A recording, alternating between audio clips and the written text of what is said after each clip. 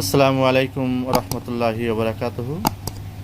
আপনারা স্ক্রিনে দেখতে পাচ্ছেন একটি আমটা লাম্বাটে আম।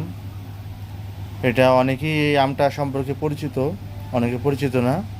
এটা একটা বিদেশি আম। এই আমটা থাইল্যান্ডের আম। বাংলাদেশে এই আমটা কলা আম বা ব্যানানা আম নামে পরিচিত। আর ইন্ডিয়াতে এটাকে মহাচনকও বলে, ব্যানানা আমও বলে।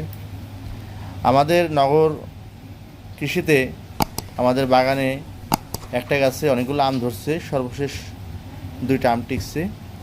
আজকে রিমালের যে পরবর্তী যে ভয়াবহতা বাগানে অবজারভেশন করতে যেয়ে দেখি পলিথিনের ভিতরে আমটা হলুদ হয়ে গেছে।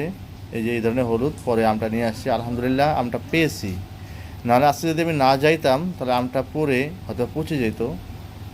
পানি থই থই করতেছে বাড়িতে।